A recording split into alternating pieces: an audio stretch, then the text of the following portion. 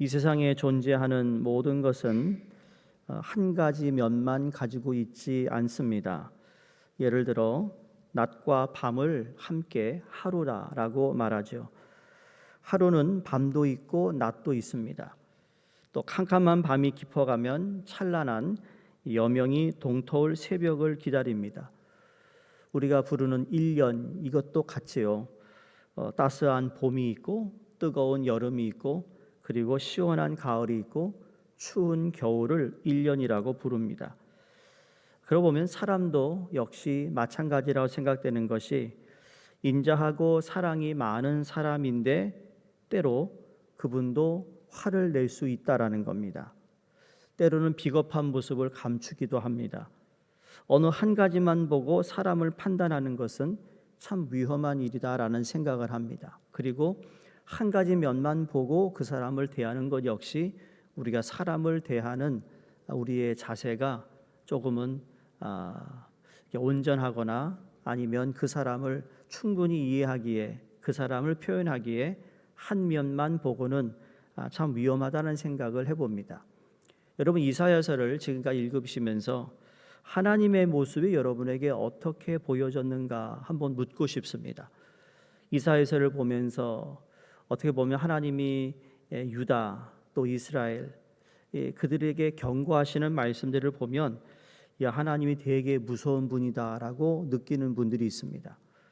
이 캐나다는 미국하고 좀 달라서 지금도 그렇죠. 지금은 많이 이제 그런 이민 정책을 줄이고 있는데 투자 이민이 가능한 나라잖아요. 그래서 투자 이민이 가능해서 한 80년대 후반에서 90년도까지 참 많은 분들이 투자 이민을 갔어. 그래서 기러기 아빠, 기러기 엄마라는 이야기가 소위 캐나다 이민 간 분들의 이야기로부터 시작이 됐다고 생각됩니다. 제가 캐나다에서 한 1년 동안 사역을 해봐서 알아요. 제가 있었던 데는 정말 날씨 세계에서 가장 두 번째로 아름다운 도시가 밴쿠버입니다. 첫 번째가 시드니 죄송합니다.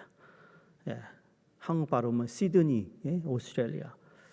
그리고 저기 시애틀 위에 있는 캐나다가 밴쿠버입니다. 밴쿠버 진짜 아름답습니다. 여름에 밤 9시 반 10시 돼야 해가 집니다. 물론 겨울에는 해가 좀 짧긴 하지만 그러니까 얼마나 날씨가 좋고 산과 바다와 이게 얼마나 아웃도어 하는 게 너무 많아가지고요 교회가 안 돼요. 그래서 제일 복음화가 안 된 곳이 시애틀과 그 다음에 그 위에 밴쿠버입니다.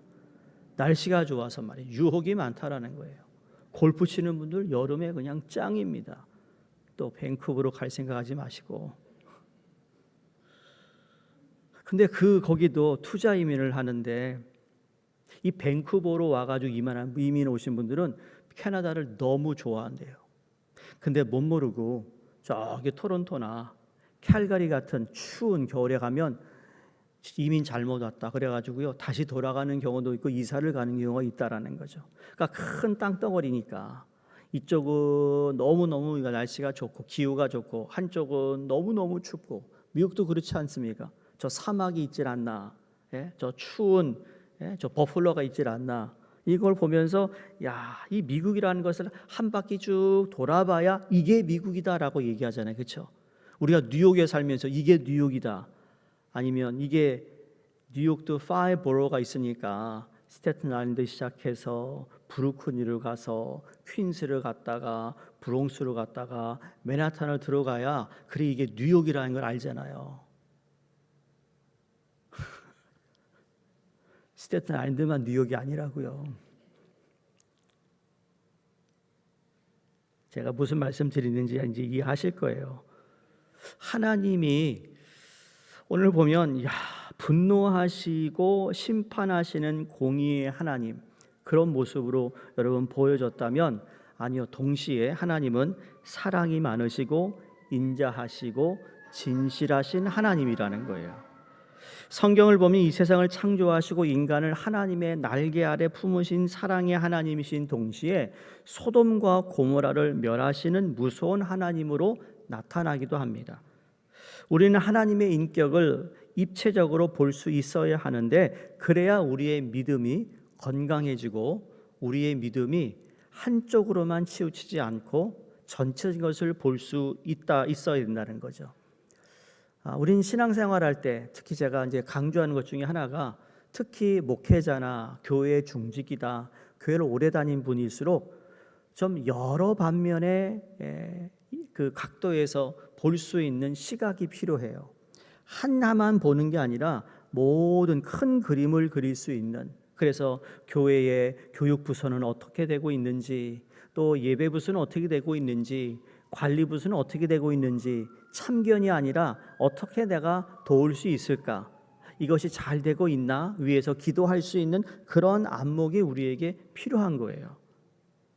그런 의미에서 우리는 하나님의 인격을 입체적으로 볼 수 있어야 한다는 것이죠. 여러분, 우리의 두 눈이 참 하나님이 진짜 이렇게 눈을 이렇게 만들 수 있을까? 여러분, 우리 눈을 가지고 카메라 렌즈를 만든 거 아니겠어요? 우리의 눈이 하나가 있으면은 입체감이 덜한 거예요. 두 개가 있으니까 가까이 있는 사물, 멀리에 있는 사물, 그리고 이것을 느낄 수 있고 내가 대강 감각을 가지고 운전도 하고 걸어 다니고 할 수 있는 거라는 거죠. 이게 다 우리에게 필요한 것이죠. 그렇게 똑같이 하나님의 말씀이나 하나님이 어떤 분이라는 것을 우리가 그렇게 볼 수 있어야 된다는 겁니다. 지금은 그렇게 영화들마다 비슷한 시나리오를 가지고 있지만, 여러분, 성공하는 영화들의 큰 특징이 뭐냐면 첫 장면에 관객들을 완전히 압도하는 장면으로 시작을 합니다. 그래서 엄청난 전투 장면으로 시작하여 관객들은 절로 영화에 빠져들지 않을 수 없게 만듭니다. 그렇게 하면 관객들은 지루해하지 않고 끝까지 집중하여 영화를 보게 되는 경우가 많다라는 거죠. 그 아주 대표적인 작품이 글래디에이터라는 이 검투사 영화입니다. 또 라이언 일병 구하기라는 영화도 그렇게 비슷한 거죠. 그 영화 공통점은 뭐냐면 정말 조용하다가 갑자기 엄청난 전투 장면이 나온다는 것입니다. 그래서 적들의 머리에 불화살을 퍼붓는 장면이 나오질 않나, 해변에 상륙하여 이 부대의 기관총과 폭탄이 터지는데 사람의 창자가 터져 흐르고 나오는 시뻘건 피로 그 모래사장이 물들어 버리는 것, 여기에 사람들이 혹 하고 빠져들어간다는 겁니다. 이렇게 서론이 긴 건 다른 게 아니라 오늘 1절 말씀에 보면 이 마치 시작의 영화의 한 장면 같아요. 1절, 에돔에서 오는 이 누구며 붉은 옷을 입고 보스라에서 오는 이가 누구냐. 첫 부분에부터 충격적인 붉은 옷을 입은 사람이 등장합니다. 또 붉은 옷이 그러니까 또 한국의 축구 응원하는 빨간 악마가 아니고요. 근데 붉은 옷을 입고 에돔 쪽에 오고 있는데 아주 분노한 같고 흥분해 같아 있는 모습을 우리에게 표출해 줍니다. 누군가 그 사람에게 야, 너의 옷이 왜 이렇게 붉으냐라고 물었더니 그 사람은 자기가 지금 사람을 많이 죽이고 오는 길인데 그 피가 튀어서 옷이 이렇게 붉게 물들었다 대답합니다. 아주 섬찟한 내용이에요. 즉 심판이 있었다라는 것을 소개하고 있습니다. 하나님이 붉은 옷을 입고 오신 이유를 3절에서 이렇게 증거하는데, 만민 가운데 나와 함께한 자가 없이 내가 홀로 포도즙 틀을 밟았는데 내가 노함으로 말미암아 무리를 밟았고 분함으로 말미암아 짓밟았으며 그들의 선혈이 내 옷에 튀어 내 의복을 다 더럽혔음이니. 자, 무서운 하나님, 심판하시는 하나님을 증거하고 있어요. 에돔이 하나님 앞에서 죄를 지었다라는 거예요. 하나님이 그들을 지켜볼 수 없어서 더 이상 분노로 그들을 짓밟았다. 그들의 피가 하나님의 의복에 튀어서 하나님의 옷을 더럽혔기 때문에 붉은 옷이 되었다고 말하고 있어요. 하나님은 그 옷을 입고 지금 유다 백성들에게 다가오고 있는 모습을 오늘 63장에서 말합니다. 하나님의 선열로 붉게 된 옷을 입고 다가올 때 유다 백성들이 얼마나 두려웠을까. 하나님의 심판의 칼이 우리에게도 임하지 않을까, 그 두려움이 있었다라는 거예요. 하나님께서 이렇게 심판하시는 모습을 보면 우리 역시도 두려워 숨어버릴 수밖에 없을 것이라는 생각을 해봅니다. 그런데 왜 하필이면 에돔에서 오신다라고 말을 했을까? 지금 유다를 멸망시키고 그들을 포로로 잡아간 나라는 에돔이 아니라 바벨론이었어요. 그리고 선지자의 기도 내용은 바벨론에서부터 유다 백성들을 구원해 달라는 것이었고, 그렇다면 그리스도께서 바벨론 쪽에서 붉은 옷을 입고 나타나야 하시는데 왜 에돔에서 올라오는 것일까? 라는 의문을 갖게 됩니다. 여러분, 에돔 사람들은 하나님 백성과 가까이에서 가시 노릇을 하고 대적했던 사람들의 대명사입니다. 그러기에 붉은 옷을 입으신 분이 에돔에서 오신다는 것은 단지 에돔만 심판하시는 뜻이 아니라 이 에돔 안에는 이스라엘 백성들을 대적했던 아수르, 수리아, 바벨론 같은 나라들이 다 포함되어 있습니다. 계속 이스라엘 백성들, 유다 백성들을 힘들게 했던 그냥 분인나와 같은 그런 존재들이었다라는 거죠. 내가 신앙생활 하는데 나를 힘들게 하는 사람들, 내가 정말 열심히 일하는데 나를 유혹해 하는 이런 것들을 지금 묘사하고 있는 거예요. 여러분, 하나님은 우리가 하나님을 잘 믿고 신앙생활 잘하고 정말 주님께 온전한 예배드리고 온전하게 섬기고 이걸 좋아하시는 것이죠. 그런데 그걸 하지 못하도록 방해하는 요소들을 지금 하나님이 다 짓밟았다고 얘기하고 있어요. 그러니까 이렇게 우리가 받아들이면 하나님의 분함과 노함이라는 것은 정말 하나님의 의로움에 서서 우리가 살아가는 삶이라면 하나도 두려울 것이 없다라는 거죠. 우리는 오히려 그 하나님이 공의의 하나님이요 정의의 하나님이라는 것을 믿고 있어요. 여러분, 그런가요? 근데 공의와 정의의 하나님이라고 믿지 못하기 때문에 그 하나님이 나에게 두려운 존재가 되어버린다면 우리는 하나님을 반쪽만 알고 있다라는 거예요. 에돔이란 나라는 이스라엘 백성들과 아주 가까웠습니다. 피부를 맞대고 살았다고 할 정도로 가까운 사이예요.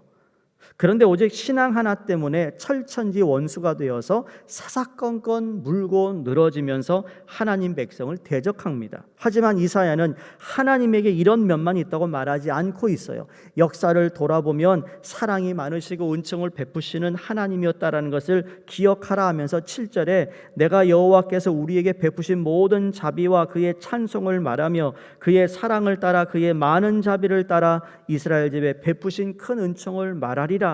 대단히 중요한 생각의 반전인 것이 무서운 하나님을 볼 때마다 지금까지 역사를 통해 드러난 하나님의 사랑과 자비와 은총을 기억하라는 거예요. 선지자 이사야뿐만 아니라 여러분 하박국도 이런 하나님의 긍휼에 대하여 말합니다. 하나님께서 하박국 선지자에게 바벨론을 통해서 유다를 심판하겠다고 말씀하시는데 그때 하박국이 이렇게 기도합니다. 하나님, 진노 중에라도 긍휼을 잊지 마옵소서. 참 이 짧은 기도인데 너무너무 참 그 의미가 깊습니다. 우리가 하나님이 화를 낸다, 분을 냈기 때문에 나도 분내도 된다, 이렇게만 생각하시면 안 돼요. 하나님도 분냈잖아, 나도 어때? 근데 중요한 건 하나님은 분노하심을 다스릴 수 있는 분이고 우리는 분노했을 때 내 감정을 다스릴 수 없는 인간이라는 차이를 꼭 기억하셔야 돼요. 하나님은 진노 중에도 긍휼을 베풀 수 있는 분이라는 거예요. 우리는 분노했을 때 긍휼의 마음이 싹 없어요.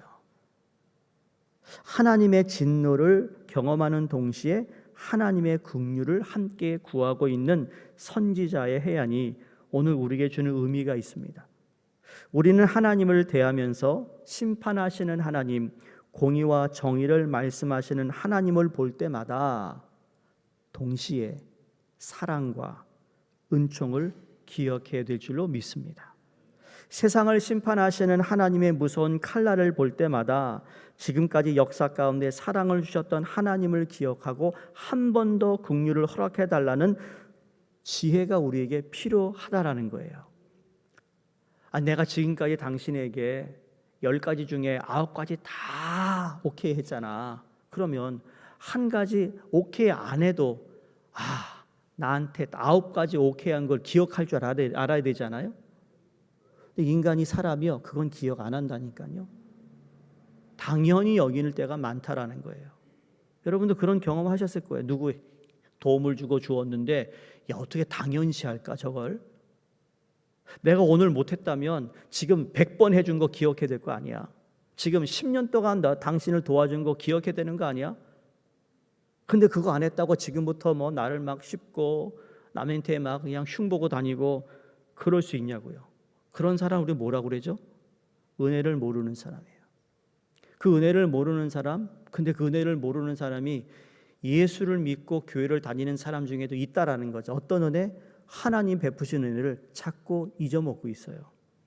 우리는 지금까지 하나님께서 베푸신 은혜만 가지고도 내가 죽었다 다시 태어난다 할지라도 갚을 길이 없어요. 그렇죠? 그거 믿으세요? 은혜를 갚을 길이 없다니까요. 그러니까 지금까지 하나님이 베푸신 은혜만 가지고도 우리는 충분히 이 세상을 마감할 수 있다니까요. 그렇게 생각을 해야 된다는 거죠. 오늘 8절에서 14절 말씀 보시면 이스라엘 역사 가운데 허락하셨던 하나님의 사랑을 지금은 조목조목 열거하고 있습니다. 15절에 여호와여 어찌하여 우리로 주의 길에서 떠나게 하시며 우리의 마음을 완고하게 하사 주를 경외하지 않게 하시나이까 원하건대 주의 종들과 주의 기업인 지파들을 위하사 돌아오시옵소서. 마지막까지 하나님, 우리 그렇지 않을게요.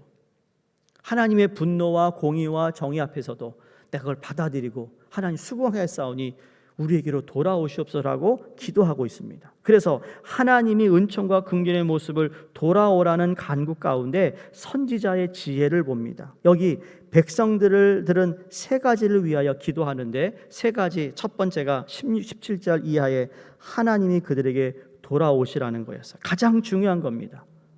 이제 나라도 땅도 필요 없고 재산도 필요 없어요. 하나님 우리에게 돌아오세요. 여러분이 기도하는 기도 제목 가운데 여러분이 집도 있고 뭐 자녀도 다 컸고 뭐 있는데 정말 지금 어려운 게 뭐가 있다면 다른 거 아니에요. 하나님 내가 돌아오겠습니다. 우리 하나님 돌아오세요라는 게 표현이에요. 표현. 하나님 우리와 항상 함께 하셨어요. 그 말은 간접적으로 다시 역으로 내가 돌아와야 할 시간이라는 거예요. 믿으십니까? 돌아와야 돼요. 두 번째 기도 제목은 16절에 어떤 일이 있어도 하나님만 믿겠다고 약속하는 겁니다. 주는 우리 아버지시라 말은 이제 진짜 우상을 섬기지 않고 하나님만 섬기는 자들이 되겠다. 아브라함은 우리를 모르고 이스라엘은 우리를 인정치 아니할지라도 라는 말은 과거와 같은 특권을 바라지 않겠다. 마치 탕자가 아버지를 떠났다가 돌아왔을 때 뭐라고 생각하죠? 도저히 아버지의 아들이 될 자격이 없으니 종으로 받아주세요라고 그랬잖아요. 이제 과거와 같은 특권 필요 없어. 하나님 내가 주실 거 다 주셨고 내가 살 만큼 살았으니까 하나님 내가 주님 앞에서 온전하게 예배 생활하고 신앙생활 잘하고 딴 생각하지 않고 교회를 위해 주의 나라를 위해 내 몸 내가 가지고 있는 거 다 주님 드리겠습니다. 이런 마음으로 하나님만 믿겠다고 지금 기도하고 있어요. 세 번째로는 17장 상절에 보면 여호와여 어찌하여 우리로 주의 길에서 떠나게 하시며 우리의 마음을 강팍하게 하사 주를 경외하지 않게 하시나이까. 우리의 악한 마음을 치료하시고 바른 신앙을 달라는 기도입니다. 한 번만 더 간섭해 주시면 우리의 강팍한 마음도 부드럽게 변해서 다시는 하나님을 떠나지 아니하고 하나님만 섬길 텐데 돌아오시옵소서라고 기도하고 있습니다. 중요한 것은 자 누구에게 달려있죠? 이 모든 것이 하나님 마음에 달려있어요. 하나님께서 한 번만 우리를 불쌍히 여기시면 모든 것이 회복될 수 있다는 것을 고백하고 있어요. 성령을 부어주시면 아무리 완악한 마음도 변화될 줄로 믿겠다라고 고백하고 있어요. 하나님의 능력은 무궁무진하시니까 우리가 기도하기만 하면 하나님은 들어주실 것을 고백하고 있다니까요. 여러분 이런 마음으로 우리가 하나님께 기도해야 되지 않을까요?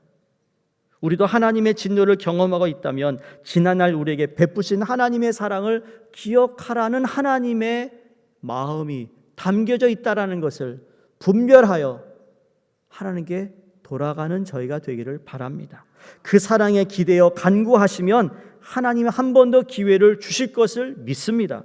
동시에 지금 봄날 같은 은혜를 누리고 사랑 안에 거가 있다면 하나님의 진노도 동시에 생각해야 됩니다. 왜? 내가 스포일 되면 안 되니까.